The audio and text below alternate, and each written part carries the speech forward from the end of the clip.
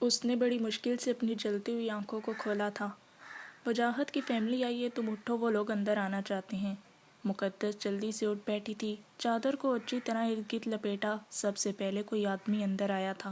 مبارک ہو بیٹا، خوش رہو، وحید یزدانی نے معمول کے انداز میں اس کے سر پر ہاتھ پھیر کر کہا، اور 1000 کے کئی نوٹ اس کی گود میں رکھ دیے۔ وہ نظریں جھکائے بیٹھی رہی، پھر کوئی خاتون اس کے قریب آ کر بیٹھی تھی۔ کیسی ہو بیٹا؟ انہوں نے اتنے پیار سے پوچھا کہ وہ شرمندہ ہو گئی۔ اس نے سلام کیا تو وہ مسکرا دی۔ جیتی رہو، شافیہ سے کہو ساری چیزیں اندر لے آئے، انہوں نے پیچھے مڑ کر کسی سے کہا تھا۔ انہوں نے تھوڑی دیر کے نیچے ہاتھ رکھ کر اس کا چہرہ اونچا کیا تھا۔ اس نے چہرہ تو اونچا کر دیا تھا لیکن نظریں نہیں اٹھائی تھی۔ ماشاءاللہ، ہمیں تو وجاہت نے افراتفری میں بھیج دیا اور یہ سامان شگن کے طور پر ساتھ بھیج دیا۔ میں نے کہا بھی کہ پہلے ہاں تو ہونے دو، لیکن اس کو یقین تھا، اسی لیے تمہارے لیے یہ سب بھیج دیا۔ ان کی بات پر اس نے نظریں اٹھا کر انہیں دیکھا، لیکن وہ پرس میں سے کچھ نکال رہی تھی۔ اس کی نظریں ان کے پیچھے کھڑی صالح بیگم سے ٹکرا گئیں، جو بڑی کاٹ دار نظروں سے اسے دیکھ رہی تھی۔ بیٹا، یہ تمہارے لیے۔ انہوں نے ڈائمنڈ رنگ نکال کر اس کی انگلی میں پہنا دی۔ وجاہت نے خاص طور پر مجھے تاکید کر کے دی تھی۔ انہوں نے مسکرا کر اسے دیکھا۔ واقعی بہت جچ رہی ہے، انہوں نے اس کے گورے ہاتھوں کو دیکھ کر کہا تھا۔ اچھا بیٹا، ہم نے سوچا تھا سارے فنکشن کریں گے، لیکن ہمارے بچے کو بڑی جلدی ہے۔ آپ کے والد بھی مان گئے ہیں، میں جانتی ہوں ٹائم بالکل بھی نہیں، اس لیے زیور اور لہنگا ہم لے آئے ہیں، لیکن انشاءاللہ ولیمہ بہت زبردست ہوگا۔ اچھا بیٹا، جلد ہی ملیں گے، آمنہ خاتون نے اس کا ماتھا چوم کر کہا۔ اور آپ ارینجمنٹ کی فکر مت کریں، سب ہم کر لیں گے، ہمیں کسی بھی چیز کی ضرورت نہیں، سوائے مقدس کے۔ بس آپ ہماری امانت کو سنبھال کر رکھیے گا، یہ ہمیں بہت عزیز ہے۔ صالح بیگم سے کہتے ہوئے انہوں نے پیار بھری نظروں سے مقدس کو دیکھا تھا۔ آپ کا بہت شکریہ، آپ نے پہلے ہی بہت تکلف کیا ہے، لیکن ہال وغیرہ کا بندوبست ہم کر لیں گے۔ آمنہ خاتون کے اخلاق سے متاثر ہو کر صالح بیگم بھی بولنے پر مجبور ہو گئی تھیں۔ ان کے جانے کے بعد نیدا اس کے پاس آ گئی تھی۔ نیدا، اتنی جلدی کیوں؟ تم پاپا کو سمجھاؤ پلیز، میں مر جاؤں گی، وہ روتے ہوئے بے رب بولنے لگی تھی۔ مقدس، اب جب تم نے اتنا بڑا فیصلہ کر لیا ہے تو خود میں حوصلہ پیدا کرو، ابھی تو شروعات ہے۔ اس نے نظر اٹھا کر بستر پر دیکھا جہاں چیزوں کا ڈھیر لگا تھا۔ تبھی نیچے سے بولنے کی آوازیں آنے لگیں۔ کچھ دیر بعد عائشہ اور ملائکہ اس کے کمرے میں تھی۔ واہ مقدس واہ، تمہارے کھیل کی داد دینی پڑے گی، عائشہ نے تالی بجا کر اسے داد دی تھی۔ بچپن سے تمہارے مذہبی لیکچر سنتی آ رہی تھی اور پتہ نہیں تمہیں کیا سمجھ بیٹھی تھی، اتنی بڑی چادر کی آڑ میں اتنا بڑا کھیل کھیلتی رہی ہو، میرے بھائی کے لیے ہاں کہہ کر اس وجاہت یزدانی سے شادی کر رہی ہو۔ کہاں گئے تمہارے لیکچر کہ میں کسی فلرٹی آدمی سے شادی نہیں کروں گی؟ میرے بھائی کی تو ایک منگنی ٹوٹی تھی، اس تمہارے وجاہت یزدانی کی تو شادی ہو چکی ہے، وہ ہے تمہارا پیور مین آئیڈیل جس کے لیے تم نے میرے بھائی کو ٹھکرا دیا۔ بلکہ نہیں، تم نے اس کروڑوں کی جائیداد کے لیے ایسا کیا، نکلی نا تم بھی عام سی، ہو گئی نا اس کی خوبصورتی اور دولت سے متاثر، اس سونے کے ڈھیر پر بیٹھ کر بہت مزہ آ رہا ہوگا نا تمہیں۔ اس نے بیڈ پر پڑے گولڈ کے سیٹ کے ڈبوں کو دیکھ کر کہا تھا۔ وہ بہت غصے سے مقدس کو دیکھ رہی تھی۔ مقدس مسکرا دی۔ کچھ رہ گیا ہو تو وہ بھی کہہ دو عائشہ، مجھے برا نہیں لگ رہا، مجھے لگتا ہے میرا کوئی بڑا بول یا شاید کبھی بھی میں نے خود پر غرور کیا تھا، اس کی سزا مل رہی ہے۔ تم کہہ سکتی ہو تمہیں حق ہے، لیکن پلیز ہو سکے تو مجھے معاف کر دو۔ معاف؟ اچھا لفظ ہے کہنا، آسان ہے لیکن کرنا مشکل۔ کبھی تمہیں کسی ایسے شخص کو معاف کرنا پڑے جس نے تمہیں تکلیف دی ہو تو دیکھتی ہوں کیسے معاف کرو گی۔ بہرحال شادی مبارک ہو، یہ کہہ کر وہ جلدی سے کمرے سے باہر نکل گئی تھی۔ ملائکہ اور نیدا ٹکر ٹکر ایک دوسرے کی شکل دیکھ رہی تھی۔ ملائکہ، تمہیں اگر کچھ کہنا ہے تو پلیز تم بھی کہہ دو، مقدس نے سر جھکا کر کہا تھا تو ملائکہ اس کے قریب آئی۔ پتہ نہیں مقدس، جو میں نے سنا وہ سچ ہے یا نہیں، یا جو تم نے کیا وہ ٹھیک ہے یا نہیں، میں صرف اتنا جانتی ہوں تم غلط نہیں ہو سکتی، اپنی دوست کے بارے میں اتنا تو میں دعوے سے کہہ سکتی ہوں۔ مقدس نے اپنا نچلا ہونٹ دانتوں میں دیا، آنسوؤں کو روکا تھا اور پھر ملائکہ کے گلے لگ گئی تھی۔ اس یقین کے لیے شکریہ، آج پتہ چلا دوست بہت بڑی نعمت ہوتے ہیں، اس نے نیدا اور ملائکہ کو دیکھ کر کہا تھا۔ صبح اذانوں کے ساتھ ہی اس کی آنکھ کھلی تھی۔ اس نے سائڈ میں سوئی ہوئی نیدا کو دیکھا جو رات کو ضد کر کے اس کے پاس رہ گئی تھی۔ اس نے نماز پڑھنے کے بعد دعا کے لیے ہاتھ اٹھائے تو کتنی دیر وہ خالی ذہن کے ساتھ اپنے ہاتھ پر بنی لکیروں کو گھورتی رہی۔ تو کیا میری قسمت میں وجاہت یزدانی جیسا شخص تھا؟ وہ شخص آج جیت جائے گا یا میں کسی معجزے کی امید رکھوں؟ اس نے سختی سے اپنی آنکھوں کو بند کیا تھا۔ دروازے پر دستک ہوئی اور دروازہ کھول کر صالح بیگم اندر آ گئیں۔ ناشتہ کر لو، تم نے کل سے کچھ نہیں کھایا۔ انہوں نے ٹرے اس کی طرف بڑھائی لیکن اس کی طرف دیکھا نہیں تھا۔ اس کی آنکھوں میں آنسو آ گئے۔ مجھے بھوک نہیں ہے۔ اس کی رندھی ہوئی آواز پر انہوں نے بے چینی سے اس کی شکل دیکھی جو صرف ایک رات میں بالکل مرجھا گئی تھی۔ ان کے دل کو کچھ ہونے لگا۔ یہ پکڑ لو، اب اگر تمہیں ہمارا ذرا سا بھی خیال ہے تو ناشتہ کر لو، اب جو ہونا تھا وہ ہو گیا ہے۔ اس نے ان کے ہاتھ سے ٹرے لے لی۔ اور ہاں، ناشتہ کر کے تھوڑی دیر سو جانا۔ انہوں نے اس کی لال آنکھوں کو دیکھ کر کہا۔ ناشتہ کر کے وہ واقعی سو گئی۔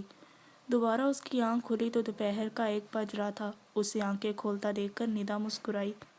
اٹھ گئی؟ اچھی نیند لی ہے؟ چلو اچھا ہے، فریش ہو گئی۔ اب تم نہا لو، آنٹی 2 دفعہ آئی تھی، وہ تمہارے سسرال والوں نے بیوٹیشن بھیجی ہے، ندا نے ہلکے پھلکے انداز میں کہا جیسے کوئی بات ہی نہ ہو۔ وہ جو بہت مزے سے اس کی بات سن رہی تھی آخری بات پر چپ کر گئی تھی۔ بیوٹیشن کی کیا ضرورت تھی کیوں نہیں؟ انہیں پتا ہوگا تم بیوٹی پارلر نہیں جاؤ گی، اس لیے انہوں نے خود بھیج دی۔ کافی عقل مند لوگ ہیں۔ اب شاباش، جلدی سے نہا لو، میں گھر سے اپنے کپڑے لے آؤں۔ ندا کے جاتے ہی وہ بھی باتھ روم میں چلی گئی۔ کمرے میں قدم رکھتے ہی ندا کو جھٹکا لگا تھا۔ آئینے کے سامنے بیٹھی وہ یقیناً مقدس سی تھی۔ پشت پر بکھرے اس کے بال زمین کو چھو رہے تھے۔ مقدس نے آئینے میں ندا کو دیکھا۔ کپڑے لے آئی ہو؟ مقدس، یہ تم ہو؟ اس نے حیرت سے کہا۔ اتنی بڑی چادر میں بھی مقدس کا حسن اپنے ہونے کا اعلان کرتا تھا، لیکن اس کا یہ روپ اس نے پہلی بار دیکھا تھا۔ ایسے کیا دیکھ رہی ہو؟ مقدس نے اس کے حیران چہرے کو دیکھ کر پوچھا تھا۔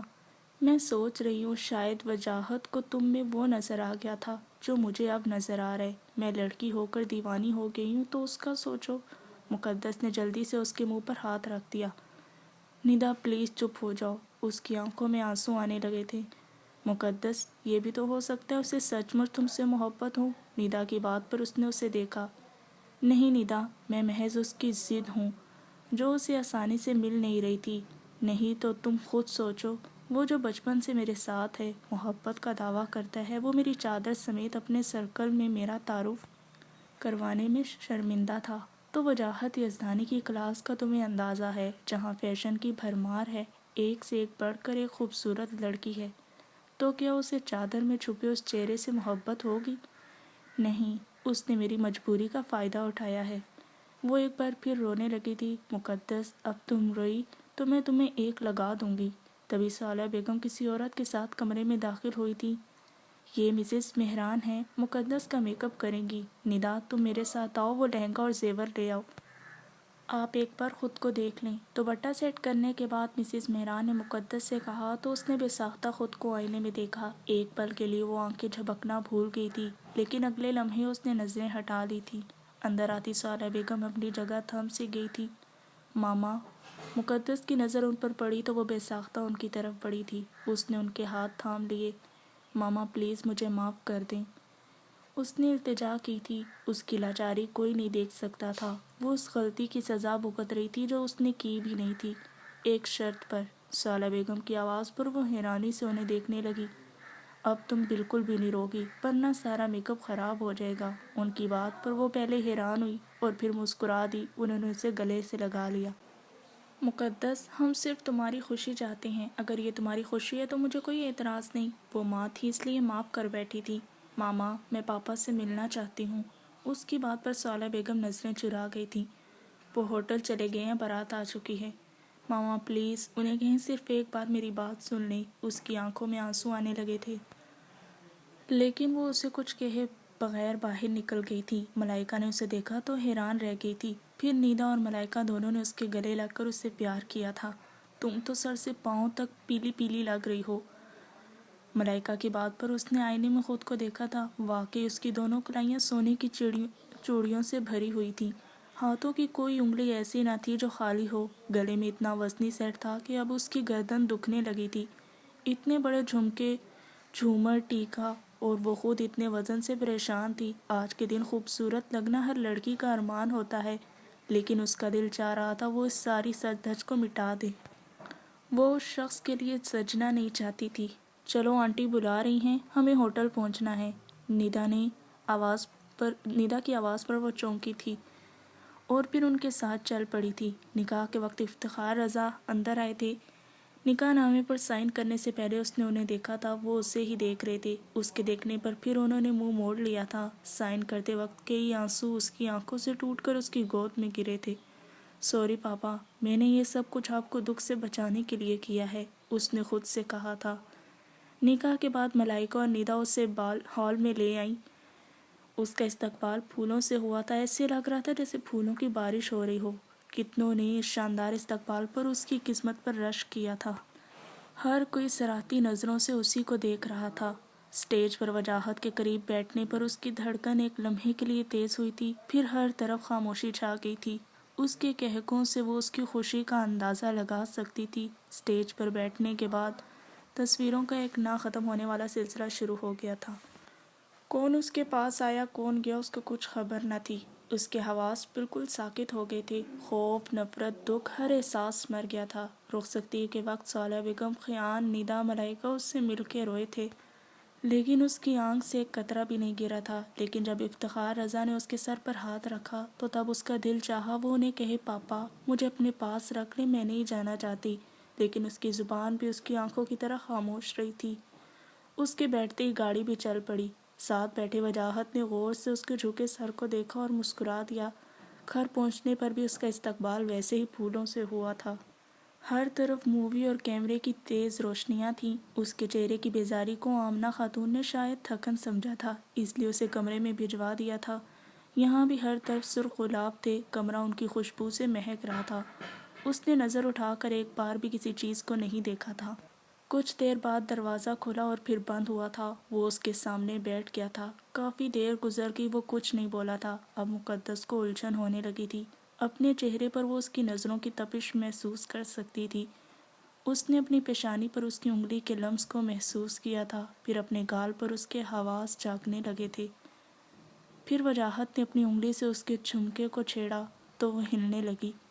تبھی مقدس نے پہلی بار اس کی طرف دیکھا جو اس کے قریب بیٹھا بہت والہانہ نظروں سے اس کو دیکھ رہا تھا۔ تم میرے اندازے سے بڑھ کر خوبصورت ہو، وجاہت نے مسکرا کر کہا تھا، پھر بہت نرمی سے اس کی چوڑیوں کو چھیڑا جو ہاتھ لگتے ہی بجنے لگی تھیں۔ مجھے نہیں پتا تھا تمہارے والد اتنی جلدی مان جائیں گے، ورنہ میں پہلے ہی تمہیں کہتا۔ مجھے تو اب بھی اپنی خوش قسمتی پر یقین نہیں آ رہا کہ میں نے تمہیں پا لیا ہے۔ میں تمہارے لیے یہ لایا تھا، لیکن تمہارے آگے اپنا یہ تحفہ بہت کمتر لگ رہا ہے۔ اس نے ایک ڈبہ اس کے آگے کیا تھا۔ کاش تم پیدا ہوتے ہی مر جاتی۔ مقدس نے چونک کر دیکھا تھا۔ آج سے تمہارے لیے تمہارا باپ مر گیا۔ ایک اور آواز اس کے کانوں میں گونجی تھی۔ اس نے اضطرابی انداز میں آنکھوں کو بند کیا تھا۔ مجھے اس کمرے کی ہر چیز کو تمہارا انتظار تھا۔ انہیں یقین تھا کہ تم ضرور آؤ گی۔ میں نے ہر طرف سرخ گلاب بچھا دیے تھے تاکہ یہ پھول تمہیں بتائیں میں تم سے کتنی محبت کرتا ہوں۔ یہ کمرہ دیکھ رہی ہو، یہ میری محبت کا گواہ ہے۔ وجاہت کی بات پر اس نے آنکھیں کھول دی تھی۔ اس کی آنکھیں کھولنے پر وجاہت نے ڈبے میں سے 2 کنگن نکالے تھے۔ چادر کی آڑ میں اتنا بڑا کھیل کھیلتی رہی ہو، وہ ہے تمہارا پیور مین۔ مجھے جو چیز پسند آتی ہے میں اسے حاصل کر کے رہتا ہوں۔ اب مقدس نے پھر سامنے بیٹھے شخص کو دیکھا تھا جو اسے کنگن پہنا رہا تھا۔ آج سے تمہارے لیے تمہارا باپ مر گیا۔ مقدس نے اپنے دونوں ہاتھ کھینچ کر کانوں پر رکھ لیے۔ مقدس، وجاہت نے گھبرا کر اس کے سفید پڑتے چہرے کو دیکھا۔ وجاہت نے اس کے دونوں ہاتھ کانوں سے ہٹا کر تھام لیے تھے۔ اس نے آنکھیں کھول دی اور اپنے ہاتھ کھینچ کر جھٹکے سے اٹھی تھی۔ اس کے اٹھتے ہی دوپٹے میں لگے گھنگرو اور کلائیوں میں پہنی چوڑیاں ایک دم بج اٹھی تھیں۔ وجاہت نے نفرت سے اسے دیکھا تھا۔ مقدس نے کھڑے ہو کر ایک نظر کمرے کو دیکھا جہاں ہر طرف گلاب کے پھولوں کی لڑیاں لٹک رہی تھیں۔ اس نے بیڈ پر لگی پھولوں کی لڑکیوں کو ایک ایک کر کے نوچنا شروع کر دیا تھا، پھر دیواروں پر لگی لڑیوں کو۔ کچھ ہی لمحوں میں اس نے خوبصورتی سے سجے کمرے کو تہس نہس کر کے رکھ دیا تھا۔ پھر اس نے ایک نظر وجاہت کی طرف دیکھا جس کا چہرہ دھواں دھواں ہو رہا تھا۔ مجھے ذلیل کر کے میرے ماں باپ کی نظروں میں گرا کر کیا ملا تمہیں؟ وہ رونے لگی تھی۔ کب سے معاف ہوئے اس کے حواس کام کرنے لگے تھے۔ روتے روتے اچانک اس نے قریب رکھے کرسٹل کے قیمتی اور نازک ڈیکوریشن پیسز کو ہاتھ مار کر گرا دیا تھا۔ آپ کیا سمجھتے ہیں شادی کر کے آپ نے مجھے جیت لیا؟ غلط فہمی ہے آپ کی، مقدس نے وجاہت کو دیکھ کر کہا، جس کے چہرے پر اذیت کے آثار بہت نمایاں تھے۔ اسے عجیب سی خوشی ہوئی تھی۔ وجاہت نے قدم اس کی طرف بڑھائے تو اس نے ٹوٹے ہوئے کانچ کے ٹکڑے ہاتھوں میں پکڑ لیے۔ کوئی کانچ شاید اسے چبھ گیا تھا، وہاں سے خون بہنے لگا تھا۔ وجاہت ایک دم آگے بڑھا تھا۔ مقدس، یہ کیا پاگل پن ہے؟ وجاہت نے اس کا ہاتھ پکڑنا چاہا لیکن اس نے ہاتھ پیچھے کر لیا۔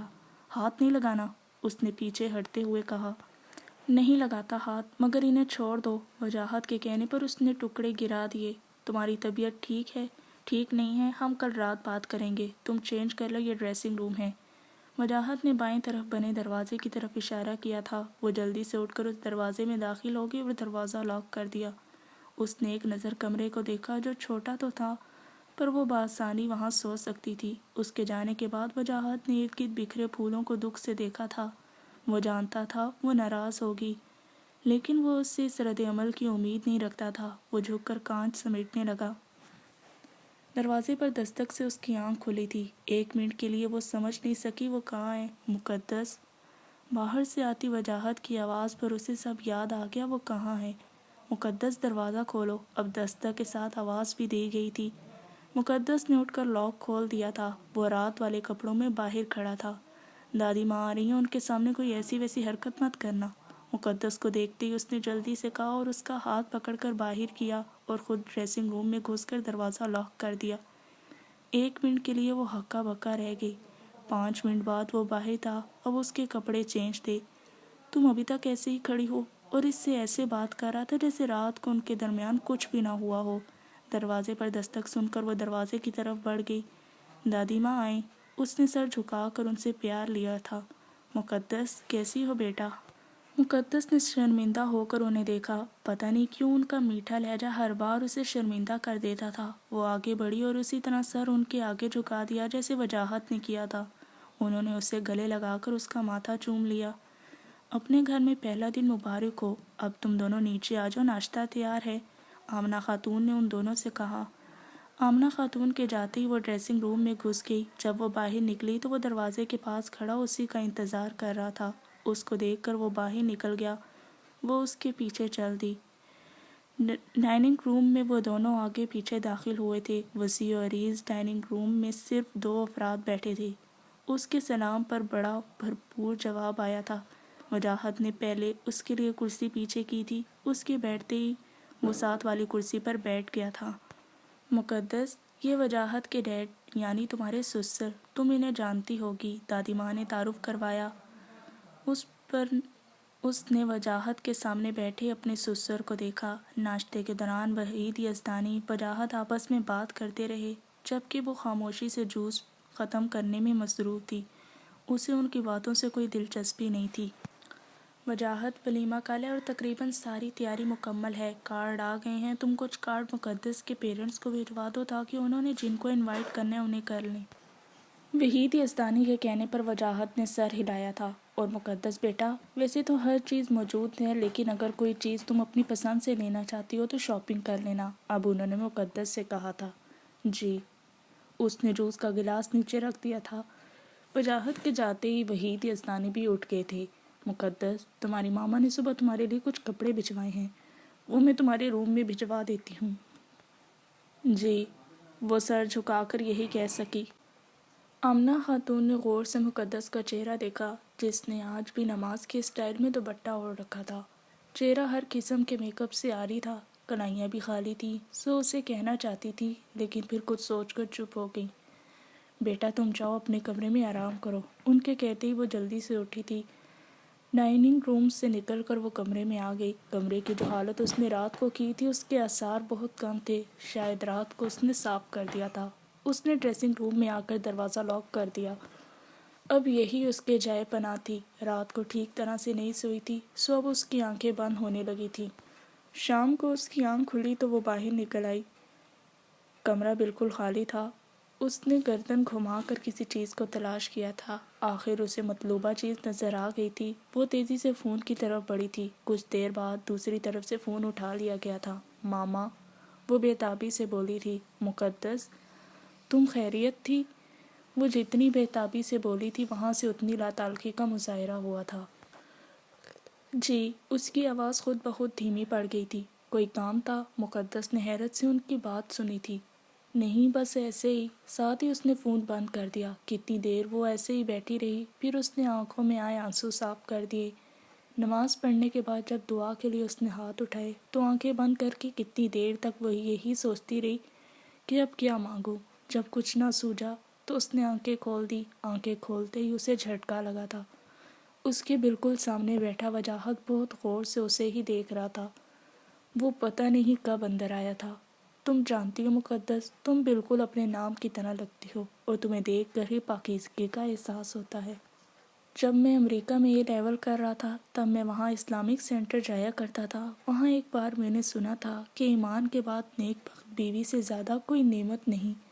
جب میں نے پہلی بار تمہیں دیکھا تھا تو مجھے لگا کہ تم وہی ہو جس کی مجھے تلاش تھی۔ اس نے اب بھی اسے اپنی نظروں کی گرفت میں لے کر رکھا تھا۔ مقدس نے نظر اٹھا کر اس کی طرف دیکھا جو بہت پیار سے اسے ہی دیکھ رہا تھا۔ اسے اپنے ارد گرد آگ پھیلتی محسوس ہونے لگی تھی۔ آپ نماز پڑھتے ہیں؟ بس اچانک اس کے منہ سے نکل گیا۔ اس کی بات پر وہ مسکرا دیا۔ الحمدللہ، میں مسلمان ہوں، نماز پڑھتا ہوں۔ حیرت ہے۔ مقدس نے تنزیہ مسکرائی، پھر اس کی طرف مڑی۔ ابھی جو آپ کہہ رہے تھے ایسی ہی بیوی آپ کی خواہش تھی۔ کبھی آپ نے اپنے گریبان میں جھانکا ہے کہ آپ اگر نیک بیوی خواہش کرتے ہیں تو کیا اس لڑکی کی ایسی خواہش نہیں ہو سکتی؟ آپ نے اپنی خواہش پوری کر لی۔ کبھی آپ نے سوچا میری بھی کوئی خواہش ہو سکتی ہے؟ آپ جیسے آدمی کے بارے میں مر کر بھی نہیں سوچ سکتی تھی، لیکن پتہ نہیں میرے کس گناہ کی سزا کے طور پر آپ مجھے ملے ہیں۔ اس نے نفرت سے وجاہت کے سیاہ پڑتے چہرے کو دیکھا تھا۔ میں ہمیشہ سوچتی تھی اگر میں ایسی ہوں تو جس کی پستی سے مجھے تخلیق کیا گیا ہے وہ مجھ سے زیادہ اچھا ہوگا، لیکن آپ کو دیکھتی ہوں تو مجھے خود سے نفرت ہونے لگتی ہے۔ اس وقت سے نفرت ہونے لگتی ہے جب میں آپ سے ملی تھی۔ آپ خود کو پاکیزہ بیوی کا حقدار سمجھتے ہیں جبکہ آپ اپنی پہلی بیوی کو طلاق دے چکے ہیں۔ پتہ نہیں کتنی لڑکیوں سے آپ کے افیئرز ہیں۔ آپ کو خود سے نفرت محسوس نہیں ہوتی؟ مقدس نے سوالیہ نظروں سے ساکت کھڑے وجاہت سے پوچھا۔ آپ کو نہیں ہوتی، پر مجھے آپ سے نفرت ہوتی ہے۔ خودکشی اور قتل دونوں حرام ہیں، ورنہ میں ان میں سے ایک کام ضرور کرتی۔ قابل نفرت ہیں آپ۔ آپ نے کیا سمجھا اپنی دولت اور خوبصورتی سے دوسری لڑکیوں کی طرح مجھے بھی متاثر کر لیں گے؟ ناممکن۔ آپ نے مجھے حاصل کیا ہے میری مجبوری کا فائدہ اٹھا کر۔ جیت تو آپ کی تب ہوتی جب آپ مجھے پاتے میری مرضی سے، اور اب یہ ناممکن ہے کہ کبھی میں آپ سے محبت کروں۔ اس نے نفرت بھری نظروں سے وجاہت کی آنکھوں میں دیکھا تھا، جہاں دکھ اور حیرت، صدمہ، تکلیف کے یہ احساس جمع تھے۔ وہ ایک جھٹکے سے مڑی اور باہر نکل گئی۔ ہمیشہ اس کے ساتھ ایسا ہوتا تھا، وہ غصے میں نتائج سے بے پرواہ ہو جاتی تھی۔ اب بھی اس نے ایک بار بھی نہیں سوچا تھا اتنی بے عزتی پر وہ 3 لفظ اس کے منہ پر مار کر اسے نکال سکتا ہے۔ رات کو جب وہ دوبارہ کمرے میں آئی تھی تو وجاہت وہاں موجود نہیں تھا۔ اس نے سکون کا سانس لیا تھا۔ وجاہت کو تکلیف دے کر اسے بہت خوشی ہوئی تھی۔ آج کے دنوں کی بھڑاس اس نے اس شخص پر نکالی تھی جو اس کا ذمہ دار تھا۔ اسے عجیب سا سکون ملا تھا۔ اس نے مسکرا کر مرجھائے ہوئے پھولوں کو دیکھا تھا۔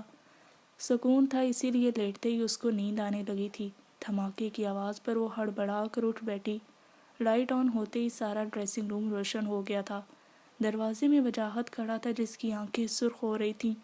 اپنی طرف بڑھتا دیکھ کر اسے لگا اس کا سانس ابھی بند ہو جائے گا۔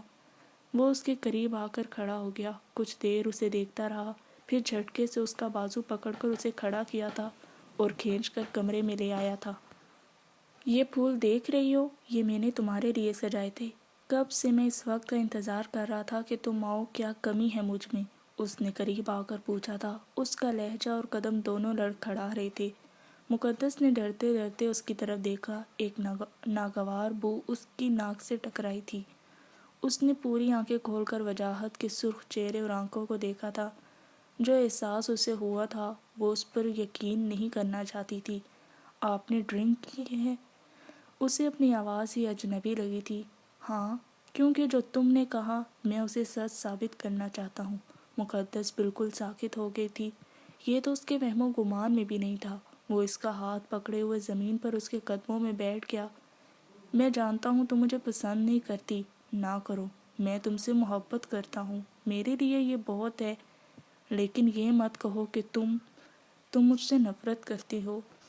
مجھے بہت تکلیف ہوتی ہے۔ اس نے سر اٹھا کر مقدس کو دیکھا۔ اس نے جیسے کچھ سنا ہی نہیں تھا۔ اسے صرف اتنا پتا تھا وہ شخص شراب بھی پیتا ہے۔ مقدس نے تکلیف محسوس کی تھی۔ وہ ایک دم اپنا ہاتھ چھڑا کر پیچھے ہٹی تھی۔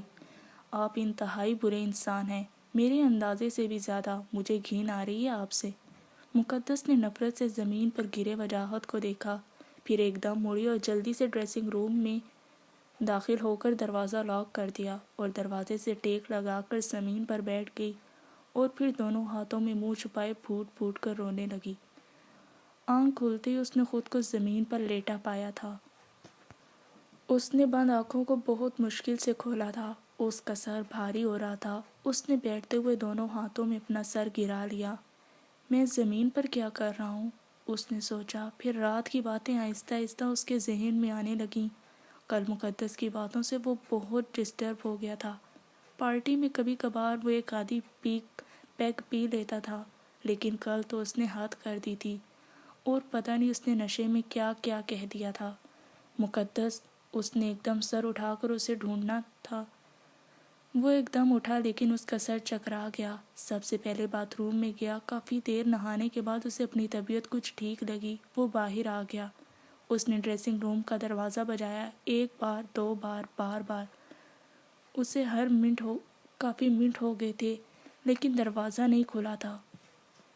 اسے اب گھبراہٹ ہونے لگی۔ اس نے سائڈ ٹیبل سے چابیاں نکالیں۔ 3 چابیاں ٹرائی کرنے کے بعد چوتھی چابی سے دروازہ کھل گیا۔ وہ بالکل سامنے دیوار کے ساتھ ٹیک لگا کر بیٹھی ہوئی تھی۔ وہ بے تابی سے اس کی طرف بڑھا۔ مقدس، اس کے سامنے بیٹھتے ہوئے اس نے اسے پکارا۔ اس کی آنکھیں سوجی ہوئی تھیں، شاید پوری رات روتی رہی تھی۔ وجاہت نے بہت دکھ سے اسے دیکھا تھا۔ وہ نہیں جانتا تھا وہ اس بات کو اتنا بچا لے گی۔ مقدس، میری طرف دیکھو پلیز۔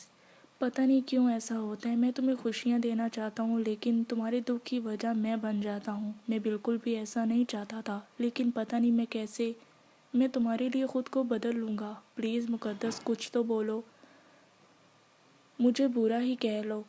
تمہیں میرا ڈرنک کرنا برا لگا، میں وعدہ کرتا ہوں آئندہ ہاتھ بھی نہیں لگاؤں گا۔ آئی ایم سو سوری، کچھ تو بولو۔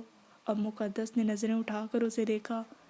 آپ مجھے چھوڑ دیں، میں آپ کے ساتھ نہیں رہنا چاہتی، ایک پل کے لیے بھی نہیں۔ جب وہ بولی تو اس کی آواز پر سکون تھا۔ وجاہت نے بے یقینی سے اس کی طرف دیکھا تھا، پھر وہ ایک جھٹکے سے اٹھا۔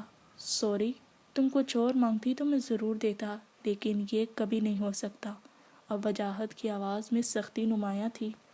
کیوں نہیں دے سکتے؟ جب میں آپ کے ساتھ رہنا ہی نہیں چاہتی تو کوئی زبردستی ہے؟ وہ چیخ پڑی تھی۔ وجاہت کچھ کہے بغیر دروازے کی طرف مڑا تھا تو وہ دوڑ کر اس کے پیچھے آئی تھی۔ آپ ایسے نہیں جا سکتے، آپ کو مجھے چھوڑنا ہوگا، میں مزید اس جہنم میں آپ کے ساتھ نہیں رہنا چاہتی۔ وجاہت نے ایک نظر مقدس کو دیکھا جو اسے دیکھ رہی تھی۔ دل تو چاہتا ہے تم اس بدتمیزی کا مزہ چکھا دوں، لیکن میں تم پر سختی نہیں کرنا چاہتا، اور تم بھی مجھے اس کے لیے مجبور مت کرو، اس نے کہا اور بازو سے پکڑ کر اسے سائڈ پر کر دیا اور باہر نکل گیا۔ مقدس کا بس نہیں چل رہا تھا وہ اس شخص کا گلا دبا دے۔ ناشتہ کرنے کے بعد آمنہ خاتون اسے اپنے کمرے میں لے آئی تھی۔ وہ اس سے وجاہت کے بچپن کی باتیں کرنے لگی جنہیں وہ بہت بے دھیانی سے سن رہی تھی۔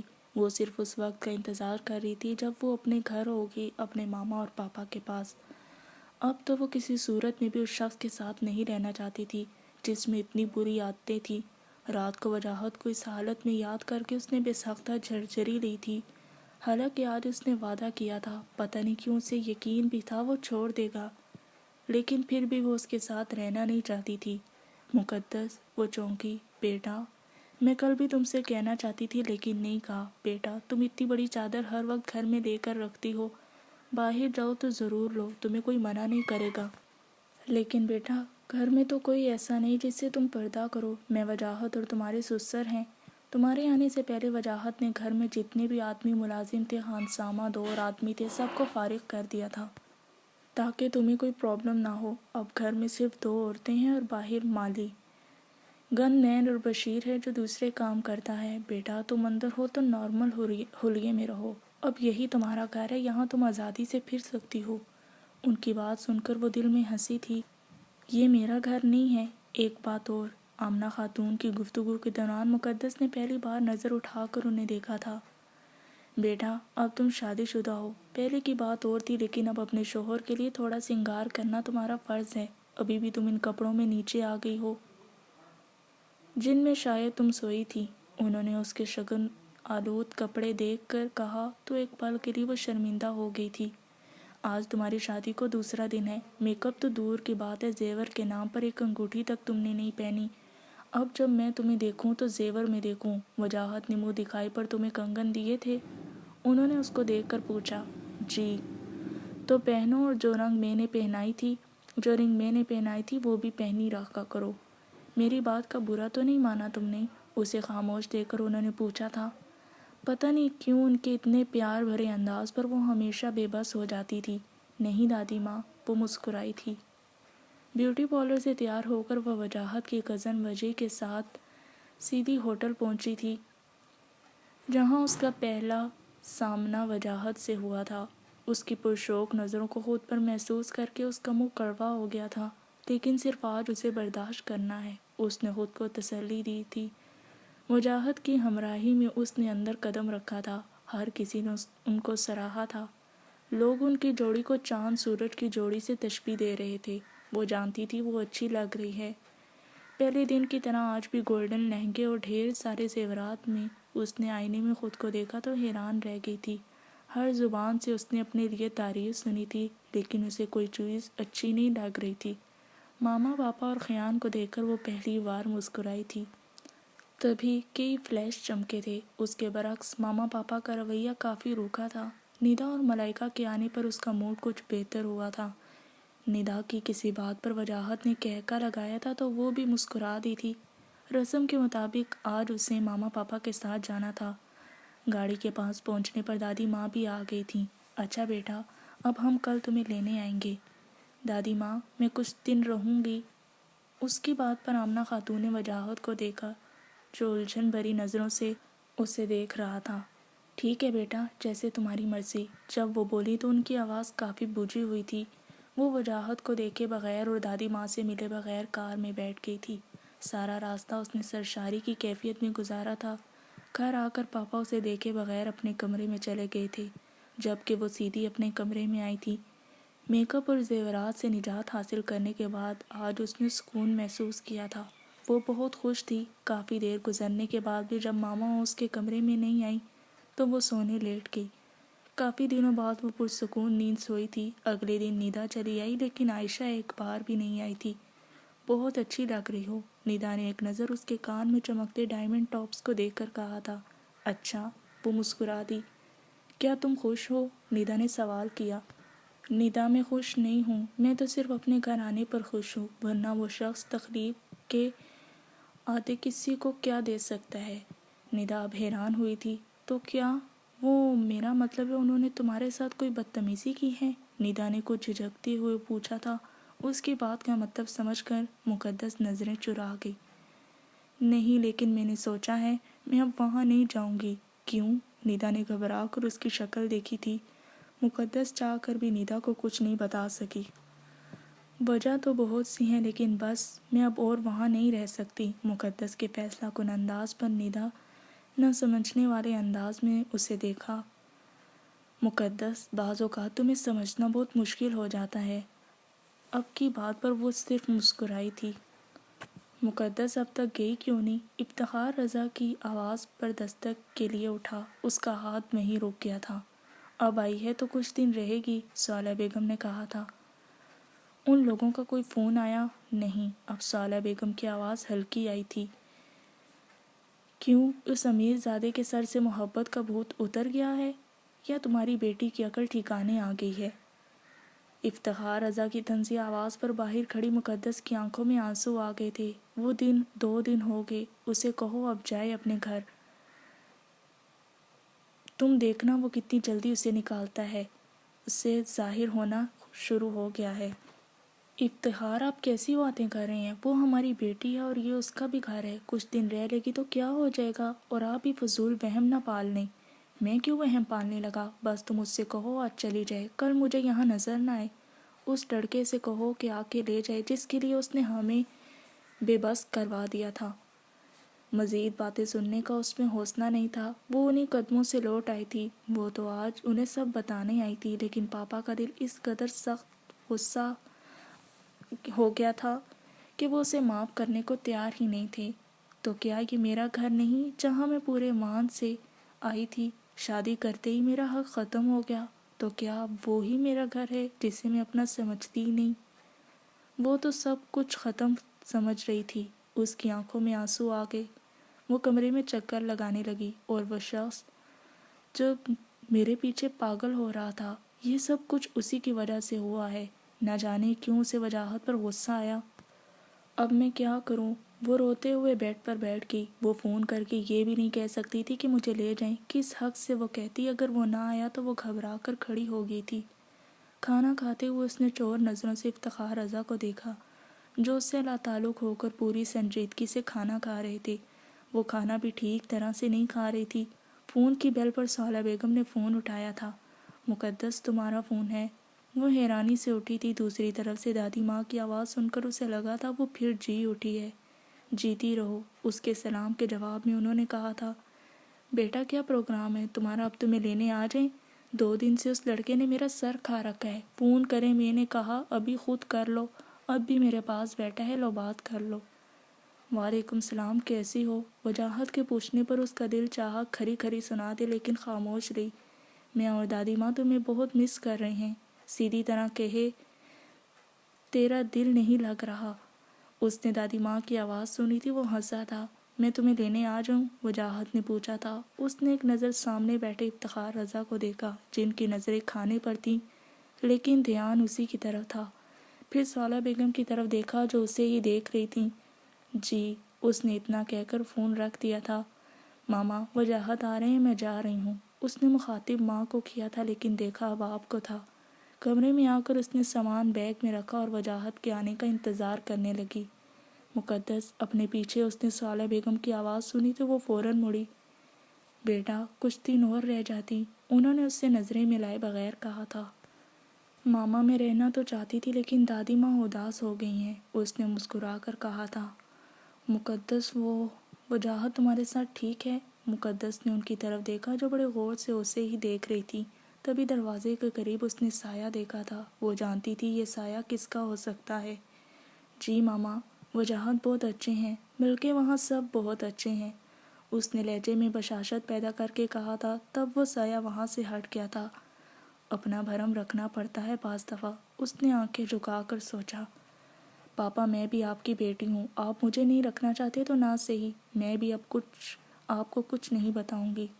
سہیلہ بیگم نے اسے پکارا تھا۔ بیٹیاں اپنے گھروں میں بستی اچھی لگتی ہیں، جب آپ کے نام کے ساتھ شوہر کا نام جڑ جاتا ہے تو وہی آپ کی پہچان اور حوالہ بن جاتا ہے، اس کے بغیر کچھ بھی نہیں رہتا۔ تم میری بات سمجھ رہی ہو نا؟ جی، مقدس نے مسکرا کر کہا۔ بچوں، وجاہت بھائی آئے ہیں۔